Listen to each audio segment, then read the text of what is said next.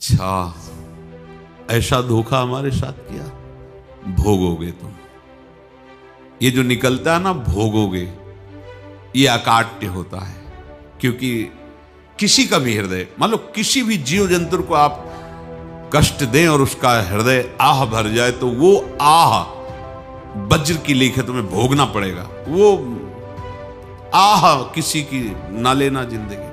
कोई ऐसा कोई आह भर करके कह दिया तुम समर्थ हो, हम तो कुछ कर नहीं सकते, वो अंदर से दुखी, फिर तुम्हारी सामर्थ्य काम नहीं करेगी, मिट्टी में मिला देगी। ऐसा नहीं कि आप जो कर रहे हैं कोई देख नहीं रहा, कोई हिसाब किताब नहीं, जो कर रहे हैं अवश्य में भोक्तव्यम, बहुत सावधान।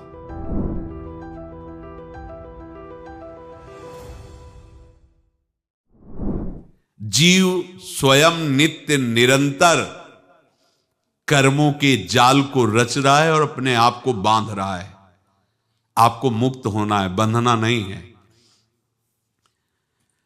जीव का जन्म कर्मों के अनुबंध से होता है, कर्मों के बंधन से होता है, और उसको अपना ऋण चुकाना होता है। कर्मानुबंध ये बहुत सूक्ष्म विषय है। जैसे आप जिस परिवार में जन्म लिए हैं, तो उस परिवार के लोगों से आपका ऋण है, इसलिए उसी परिवार में आप आए हैं।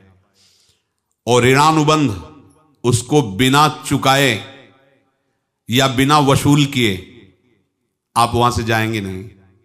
आपको लेना है तो वसूल करना है, और देना है तो चुकाना है। ये पूर्व के जन्मों से निश्चित किया गया है। जैसे किसी के यहां पुत्र हुआ, जन्म से ही पैसा खर्चा शुरू हुआ, जो बड़ा हुआ तो उद्दंडता के द्वारा मार पूरे परिवार को क्लेश पर क्लेश देता चला जा रहा है। ये तुम्हारे कर्म का फल है। या ऐसे शक्तिहीन बुद्धिहीन ऐसे पागल पूरे जीवन सेवा करो, तुमसे अपना हिसाब चुकाने के लिए वो आया है। अब परिवार के जो सदस्य जुड़े आके, मतलब पत्नी आते ही पूरी हृदय में आनंद, परिवार में आनंद, और जीवन भर वो आनंद ही सुख देने के लिए उसका जन्म हुआ। वो अपना ऋणानुबंध मुक्त, और आते ही भयंकर क्लेश खड़ा कर दिया, बीच में दीवाल और झगड़ा वैसा, फिर अतरे दिन मारपीट शुरू, कलह अशांति, पूरा जीवन नरक हिसाब करने आए। यहां ऋण चुकाए बिना कोई जा नहीं सकता, ऋण चुकाना पड़ेगा।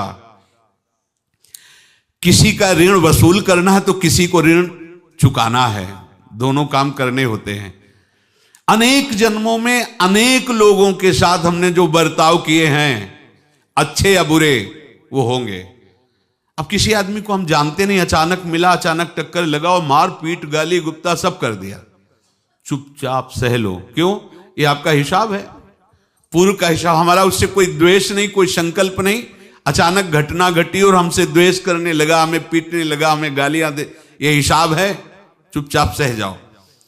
अपने घर का भाई ही भारी दुश्मन बन गया और क्लेश दे, हिसाब है।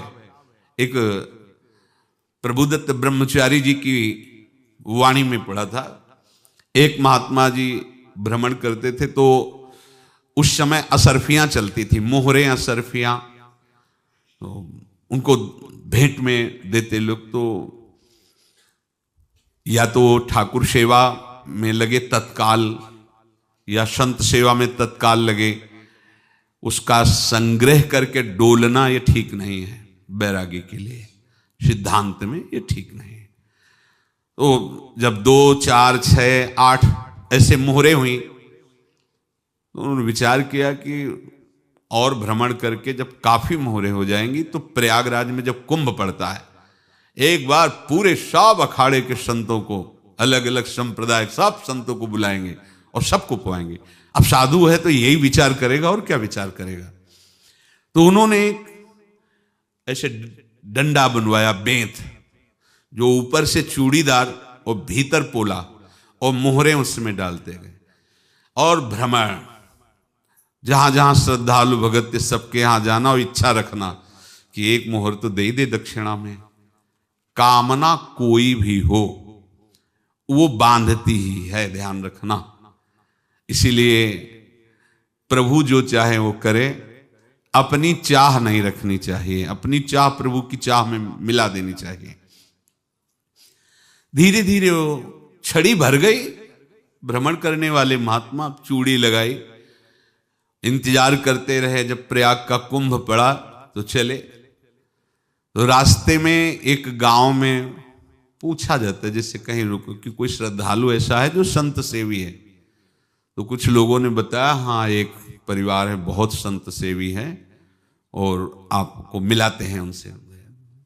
आइए महाराज, घर में रुका। खूब अच्छा हलवा पूड़ी पवाया और जो घर के मालिक थे चरण दबाए। चरण दबाते दबाते उनकी दृष्टि पड़ी उस डंडे पे। इतना मोटा और ऊपर से कुछ चूड़ी सी भी नजर आ रही, इस डंडे में तो कोई रहस्य है ही है। अब महात्मा जी को खवा पिला के सुला दिया। महात्मा जी जब सो गए तो पत्नी से धीरे से कहा, वो डंडा लाओ बाबा जी का। डंडा, वो चूड़ीदार जो ही खोला पलटाया तो सैकड़ों मोहरे। ऐसे संत रोज पधारे भगवान, तुम आनंद हो जाए फिर क्या। पत्नी से कहा, नाप के कंकड़ लाओ। वो तो महात्मा जी तो खाए खीर पूड़ी, आराम से सो रहे। रात में पूरी प्लानिंग करके उसमें कंकड़ भर के चूड़ी लगाकर सिराने रख दिया, सारी मोहरें हटा ली। महात्मा जी आराम से छड़ी उठाए तो वजन पक्का। वैसे बड़े लोग चतुर होते हैं, पर ये नहीं जानते कि कर्म कितना भयानक होता है।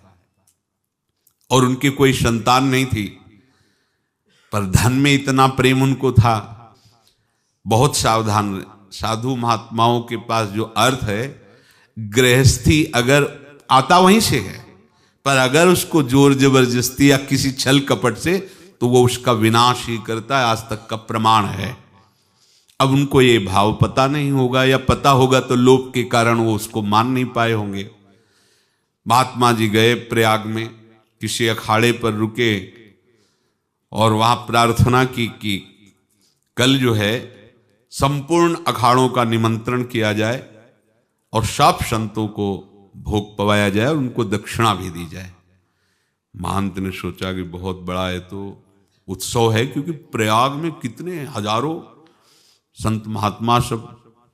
तो उनका महाराज बोरों इसमें चीनी और टीनों घी लगेगा, सब व्यवस्था। बोले आप मंगाइए, एक एक हिसाब हम करेंगे, हमारे पास सब व्यवस्था है।